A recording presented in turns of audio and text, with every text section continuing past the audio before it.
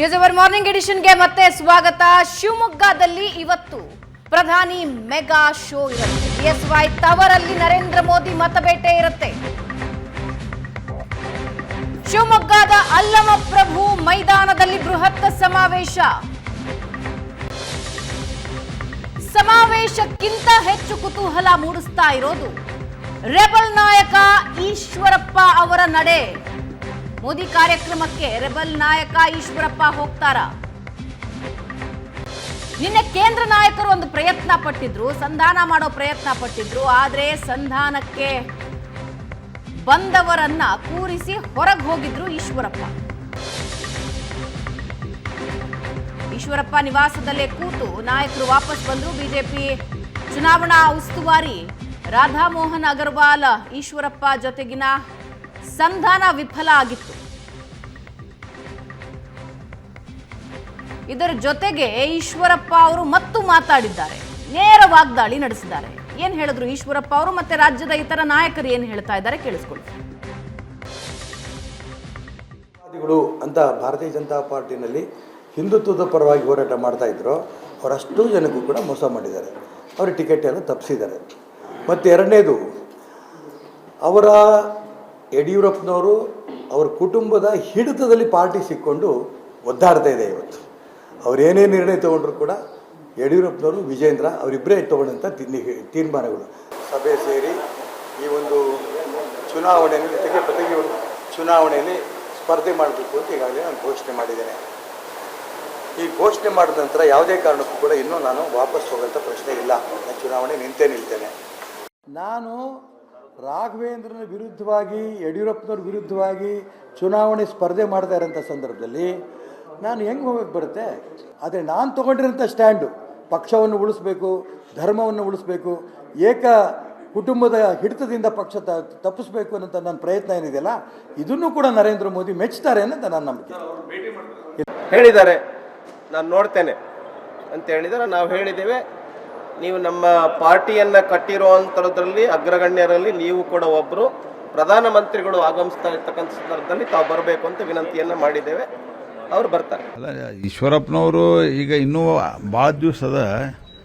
ಅವ್ರದ್ದು ಚುನಾವಣೆ ಇರೋದು ಏಪ್ರಿಲ್ 26. ಅಂದರೆ ಸುಮಾರು ಒಂದು ತಿಂಗಳ 40 ದಿವಸ ಇದೆ. 40 ದಿವಸಗಳಲ್ಲಿ ಸಾಕಷ್ಟು ಬದಲಾವಣೆ ಆಗ್ತದೆ. ಈಶ್ವರಪ್ಪನವ್ರು ನಮ್ಮ ಅತ್ಯಂತ ಕರ್ಮಠ ಹಿರಿಯ ಕಾರ್ಯಕರ್ತರು. ಹೀಗಾಗಿ ನಮಗೆ ವಿಶ್ವಾಸದ ಎಲ್ಲ ಸರಿ ಹೋಗುತ್ತೆ. ಸೊ ಎಲ್ಲವೂ ಕೂಡ ಸರಿ ಬಗೆಹರಿತದೆ, ಎಲ್ಲ ಸಮಸ್ಯೆಗಳು ಬಗೆಹರಿತದೆ ಅನ್ನೋ ವಿಶ್ವಾಸ ನನಗೂ ಕೂಡ ಇದೆ. ಅವ್ರು ನೋವಿನಲ್ಲಿದ್ದಾರೆ, ಎಲ್ಲವೂ ಕೂಡ ಸುಸೂತ್ರ ಬಗೆಹರಿಯುತ್ತೆ ಅನ್ನೋ ವಿಶ್ವಾಸ ಇದೆ. ಮೋದಿ ಅವ್ರ ಕಾರ್ಯಕ್ರಮಕ್ಕೆ ಬರಲ್ಲ ಅಂತ ಮಾತಾಡ್ತೇನೆ. ನಾನು ಶಿವಮೊಗ್ಗ ಹೊರಟಿದ್ದು ಮಾತಾಡ್ತೇನೆ. ಪ್ರಶಾಂತ್, ಒಂದು ಕಡೆ ಪ್ರಧಾನಿ ಮೋದಿ ಬರೋ ಸಿದ್ಧತೆಗಳು ಒಂದು ಕಡೆ ಆದರೆ ಈಶ್ವರಪ್ಪ ಅವರು ಬಿಸಿ ತುಪ್ಪ ಆಗಿದ್ದಾರೆ ಈಗ ರಾಜ್ಯದ ನಾಯಕರ ಪಾಲಿಗೆ. ನೋಡಿ, ಈ ಟಿಕೆಟ್ ಹಂಚಿಕೆಯಲ್ಲಿ ಎಲ್ಲೋ ಬಿ ಜೆ ಪಿಗೆ ಅವರ ಮೂಲ ನಾಯಕರೇ ವಿರೋಧವನ್ನು ವ್ಯಕ್ತಪಡಿಸ್ತಕ್ಕಂಥದ್ದು ಸಾಮಾನ್ಯ ಆಗಿದೆ. ವಿಧಾನಸಭಾ ಚುನಾವಣೆಯಲ್ಲಿ ನೋಡಿದ್ವಿ, ಜಗದೀಶ್ ಶೆಟ್ಟರು. ಆವಾಗ ಈಶ್ವರಪ್ಪನವರು ಏನು ಒಂದು ಕ್ಷಣದಲ್ಲಿ ರಾಜೀನಾಮೆ ಪತ್ರವನ್ನು ಕೊಟ್ಟರು. ಜಗದೀಶ್ ಶೆಟ್ಟರು ಬಂಡಾಯ ಇದ್ದರು, ಲಕ್ಷ್ಮಣ್ ಸವದಿ ಬಂಡಾಯ ಇದ್ದರು. ಈ ಬಾರಿ ಈಶ್ವರಪ್ಪನವರು ಬಂಡಾಯದ ಮಾತುಗಳನ್ನು ಆಡ್ತಾ ಇದ್ದಾರೆ. ನಿರೀಕ್ಷಿತ ಅಲ್ವಾ ಪ್ರಶಾಂತ್ ಇದು? ನೋಡಿ, ನಿಶ್ಚಿತವಾಗಿ ನಿರೀಕ್ಷಿತನೇ. ಯಾಕಂದರೆ ಕರ್ನಾಟಕದ ಬಿ ಜೆ ಪಿ ನಾಯಕರಲ್ಲಿ ಒಂದು ರೀತಿಯಾಗಿರ್ತಕ್ಕಂಥ ತಾಳಮೇಳ ಇಲ್ಲ. ಪೊಲಿಟಿಕಲ್ ಸ್ಟ್ರಾಟಜಿಗಳನ್ನು ಕೂಡ ರೂಪಿಸುವಾಗ ಈಗ ಈ ರೀತಿ ಈಶ್ವರಪ್ಪನವರಿಗೆ ಟಿಕೆಟ್ ಸಿಗೋಲ್ಲ ಅಂತಕ್ಕಂಥದ್ದು ಗೊತ್ತಿದ್ದಾಗ ನೀವು ಚುನಾವಣೆಗೆ ಮುಂಚೆ ಅವರನ್ನು ಅಕಾಮಿಡೇಟ್ ನೋಡಿ, ಹಾವೇರಿಗೆ ಟಿಕೆಟ್ ಕೊಡೋಕ್ಕಾಗಲ್ಲ ಅನ್ನೋದು ಬಿ ಜೆ ಪಿ ನಾಯಕ ನಾವೇ ವಿಶ್ಲೇಷಣೆ ಮಾಡ್ತಿದ್ವಿ ಅಂದಮೇಲೆ ಬಿ ಜೆ ಪಿ ನಾಯಕರಿಗೆ ಗೊತ್ತಿಲ್ಲದೆ ಇರುತ್ತಾ? ಗೊತ್ತಿರುತ್ತೆ. ಹಾವೇರಿಯಲ್ಲಿ ಕುರುಬ ಸಮುದಾಯಕ್ಕೆ ಟಿಕೆಟ್ ಕೊಡೋಕ್ಕೆ ಸಾಧ್ಯ ಇಲ್ಲ ಅನ್ನೋದು ಗೊತ್ತಿತ್ತು. ಆದರೆ ನೀವು ಚುನಾವಣೆಗೆ ಮುಂಚೆ ಅವ್ರನ್ನ ಕರೆದು ಮಾತಾಡಿಸಿ ಅದನ್ನು ಅಕಾಮಿಡೇಟ್ ಮಾಡುವ ಪ್ರಯತ್ನ. What is politics is all about accommodating every one. Your ಟ್ಯಾಲೆಂಟ್ಸನ್ನೇ ನೀವು ಅಕಾಮಿಡೇಟ್ ಮಾಡಬೇಕು. ಈಶ್ವರಪ್ಪನವ್ರನ್ನ ರಾಜ್ಯಸಭೆಗೆ ಕಳಿಸೋದು, ಅಥವಾ ಕೊಪ್ಪಳಕ್ಕೆ ಈಶ್ವರಪ್ಪನವ್ರನ್ನೇ ನಿಲ್ಲಿಸಿ ಹಾವೇರಿಗೆ ಪಂಚಮಸಾಲಿ ಸಮುದಾಯದ ಅಭ್ಯರ್ಥಿಯನ್ನು ಕೊಡಲಿಕ್ಕೂ ಸಾಧ್ಯ ಇದೆ, ನೀವು ಪರ್ಮಿಟೇಷನ್ಸ್ ಕಾಂಬಿನೇಷನ್ಸೇ ಮಾಡೋದಾದರೆ. ಬಟ್ ಕರ್ನಾಟಕದ ಬಿ ಜೆ ಪಿಯಲ್ಲಿ ಆ ರೀತಿಯಾಗಿರ್ತಕ್ಕಂಥ ತಾಳಮೇಳ ಮಾಡೋರು ಈಗ ಇಲ್ಲ. ಅಂದರೆ ಎಲ್ಲರನ್ನ ವಿಶ್ವಾಸಕ್ಕೆ ತೆಗೆದುಕೊಂಡು ನೀವಿಲ್ಲಿ ನೀವು ಅದನ್ನು ಮಾಡಬೇಕಲ್ಲ, ಆ ಅಕಾಮಿಡೇಷನ್ ಇಲ್ಲ. ಈಗ ಈಶ್ವರಪ್ಪನವರು ಮಗನಿಗೆ ಕೊಡಲಿಲ್ಲ ಅನ್ನುವ ಕಾರಣಕ್ಕೋಸ್ಕರ ಯಡಿಯೂರಪ್ಪ ವಿಜಯೇಂದ್ರದ ಅವ್ರದ್ದೇ ಏಕ ಅಂತಕ್ಕಂಥದ್ದು, ಅದರಲ್ಲೂ ಪೂರ್ತಿಯಾಗಿರ್ತಕ್ಕಂಥ ಸತ್ಯ ಇಲ್ಲ.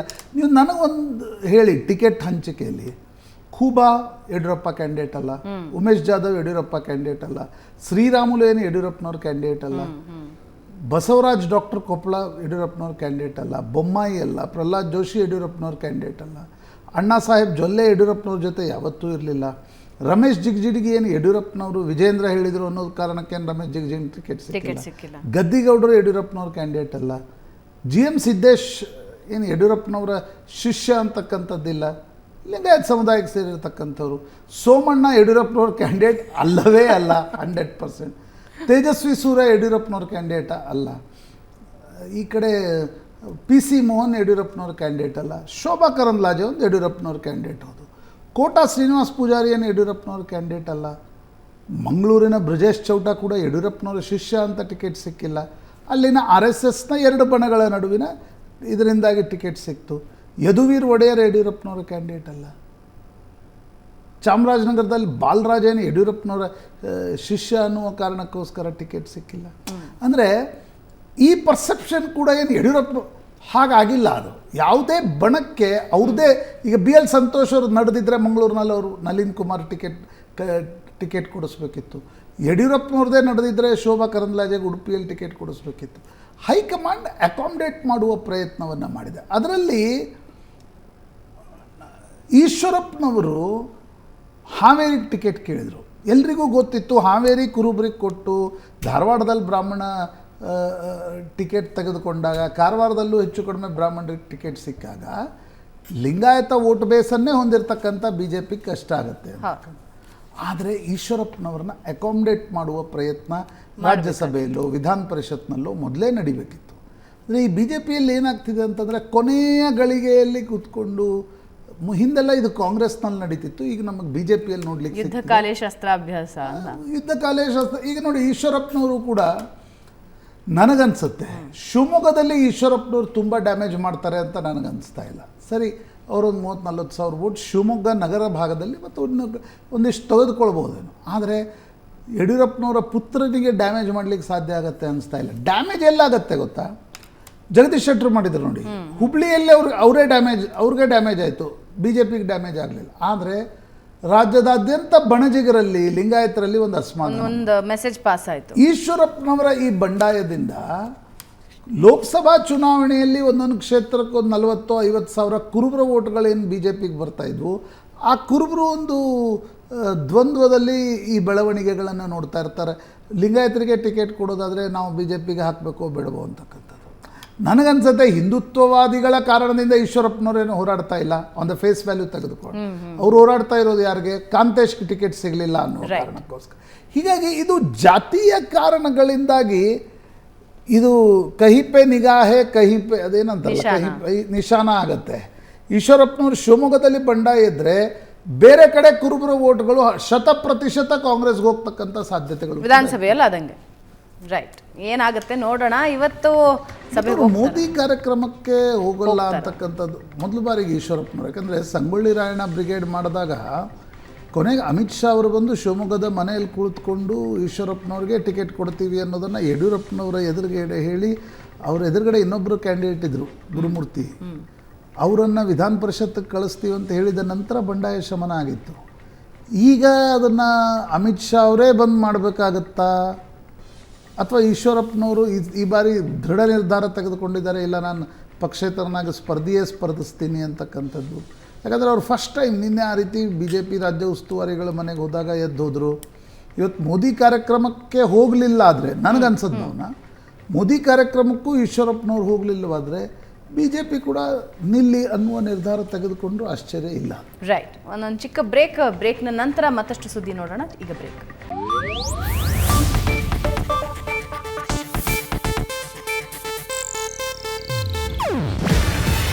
ಇದು ಏಷ್ಯಾನೆಟ್ ನ್ಯೂಸ್ ನೆಟ್ವರ್ಕ್ ಪ್ರಸ್ತುತಿ. ನೀವು ನೋಡ್ತಿದ್ದೀರಾ ಏಷ್ಯಾನೆಟ್ ಸುವರ್ಣ ನ್ಯೂಸ್.